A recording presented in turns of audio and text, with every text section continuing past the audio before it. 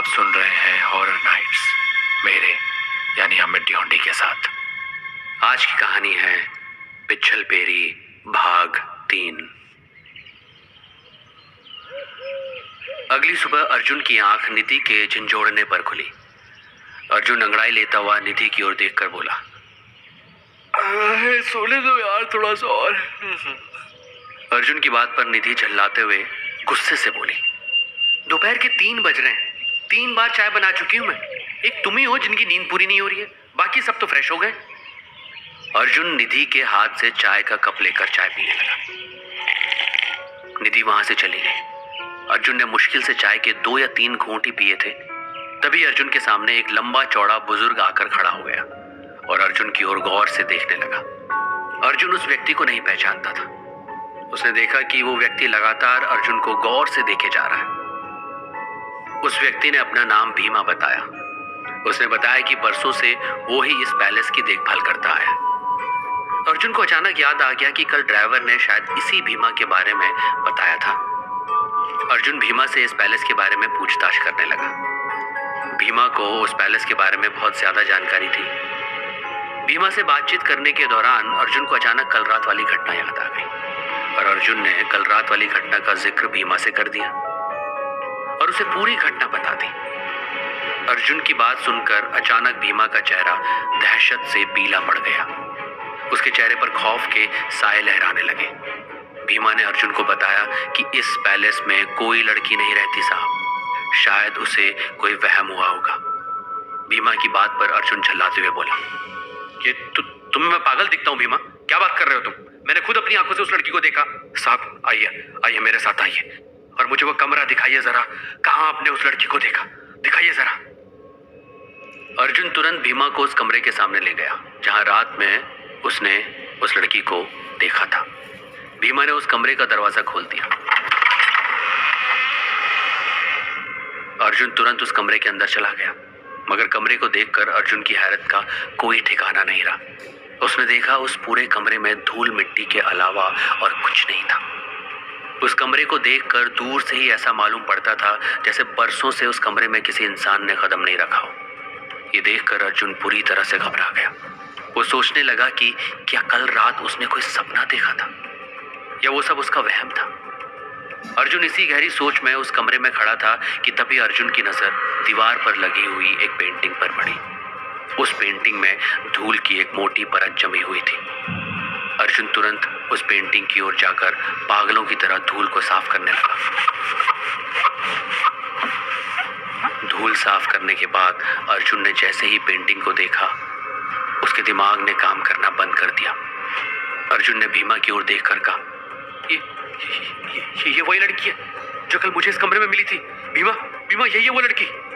अर्जुन की बात सुनकर भीमा, जो कि पहले से ही दहशत में था, और ज्यादा बुरी तरह से डर गया। भीमा कपकपाती हुई आवाज में अर्जुन से बोला, ऐसा मुमकिन नहीं है साहब। आपने शायद देखा नहीं कि इस पेंटिंग को इस पैलेस के मालिक एडवर्ड ने अपने हाथों से बनाया है। उसने अपना नाम भी लिखा है और उसे मरे हुए लगभग 100 साल हो चुके हैं साहब। भीमा की बात सुनकर अर्जुन अपना सर पकड़कर खड़ा हो गया। उसके दिमाग में एक सवाल बिजली की रफ्तार से दौड़ रहा था कि आखिर कल रात उसने इस बात पर ध्यान क्यों नहीं दिया।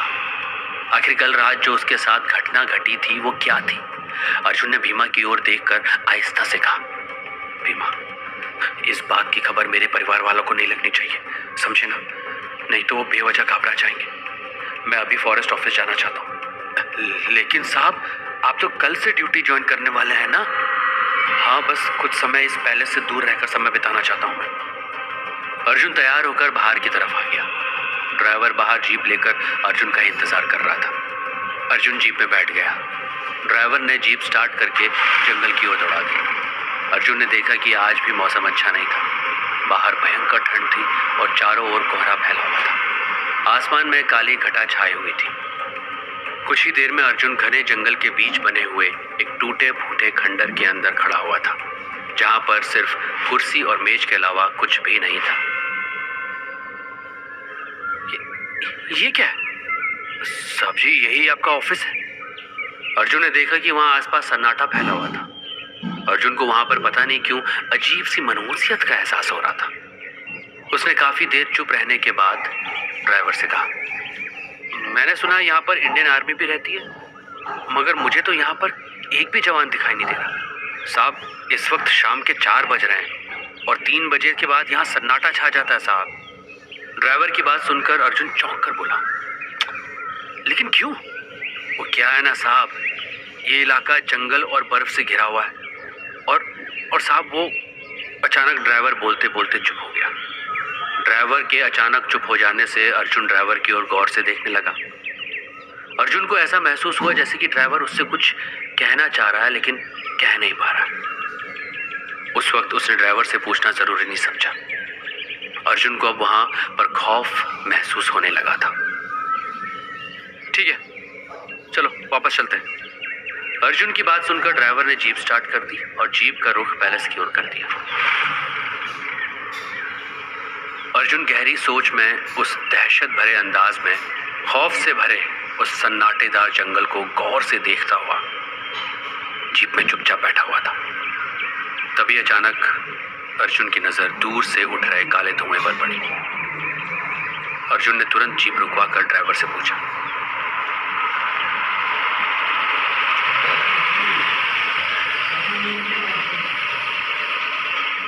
ये धुआं कहां से उठ रहा है? साहब, यहाँ से कुछ दूर एक गांव है और भीमा भी तो उसी गांव का है, लेकिन वहां तक जाने का रास्ता बड़ा कच्चा है साहब। ये हमारी जीप नहीं जा सकती क्या? जा सकती है साहब, लेकिन रात होने से पहले हमें लौटना होगा, नहीं तो रात हमें गांव में ही गुजारनी पड़ेगी साहब। क्यों, ऐसा क्यों बोल रहे हो? गांव वाले नहीं आने देते साहब रात में। अर्जुन ने जीप का रुख भीमा के गांव की तरफ करवा दिया। ड्राइवर ने जीप एक कच्ची सड़क की ओर मोड़ ली। अर्जुन ने देखा कि रास्ता बेहद खराब था। घनी झाड़ियों और बर्फ से होता हुआ रास्ता बेहद खराब मालूम पड़ता था, मगर ड्राइवर एक कुशल ड्राइवर था। वो इतने बेकार रास्ते में भी जीप को बहुत ही संभाल कर चला रहा था।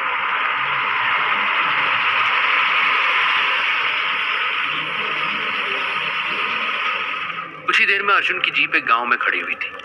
अर्जुन ने देखा कि उस गांव की हर छत पर एक मटकी टंगी हुई है जिसके नीचे आग जल रही है और वो काला धुआं उसी मटकी के अंदर से निकल रहा था।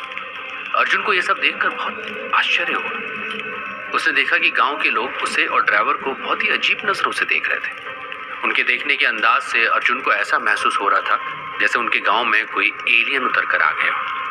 अर्जुन ने ड्राइवर से कहा, ये मटकियां हर घर की छत पर क्यों है? क्या चल रहा है इसके अंदर? और ये बड़ी अजीब सी बदबू इन्हीं में से आ रही है ना? बदबू? मुझे तो कोई बदबू नहीं लग रही सर, लेकिन पता नहीं क्यों अर्जुन को उस धुएं से अजीब सी बदबू महसूस हो रही थी। अर्जुन सोच में पड़ गया और सोचता हुआ देखकर ड्राइवर उससे बोला, साहब, ये गांव के लोग बड़े अंधविश्वासी होते हैं, चलिए चलिए यहाँ से चलते हैं। इतना बोलकर ड्राइवर जीप में बैठ गया। अर्जुन जीप में बैठने वाला ही था कि तभी अर्जुन के कानों में एक बूढ़ी औरत का स्वर टकराया, रुक जाओ। अर्जुन ने देखा एक बूढ़ी औरत काले रंग की मोटी शॉल पहनी हुई उसके करीब आ गई। वो बूढ़ी औरत अपने गले में बहुत सी मालाएं डाली हुई थी। उसके चेहरे और हाथों पर काले रंग के अजीब से टैटू बने हुए थे। वो अर्जुन को रहस्यमयी नजरों से देखने लगी। देखते ही देखते उस औरत के करीब गांव के और लोग भी इकट्ठा होकर अर्जुन को गौर से देखने लगे। उस बूढ़ी औरत ने अर्जुन की ओर देखते हुए कहा, मैंने अभी सुना कि तुम्हें उस धुएं से बदबू सी आती महसूस हो रही है, हैं? हाँ, और अजीब बात यह है कि ये बदबू के बीच तुम लोग रह कैसे रहे हो? अर्जुन ने बस इतना कहा था कि वो बूढ़ी औरत चीख कर बोली, इसका मतलब तूने उसे देखा है? उसका साया तेरे ऊपर पड़ चुका है। उस बला का साया जिस किसी पुरुष पर पड़ जाता है वो उसकी नस्लों को तबाह करती है। तूने उसे देखा है ना? है ना? तभी जीप का ड्राइवर अर्जुन की ओर देखते हुए बोला, साहब, इन सब की बातों को मत सुनना साहब, चलिए चलिए यहाँ से चलिए साहब। मगर अर्जुन ने ड्राइवर की बात को अनसुना कर दिया और बूढ़ी औरत को देखकर वो बोला, तुम किसकी बात कर रही हो? अर्जुन की बात सुनकर वो बूढ़ी औरत अर्जुन के बेहद करीब आ गई और आहिस्ता से उसने अर्जुन के कान में भारी आवाज में बोला, चल बे।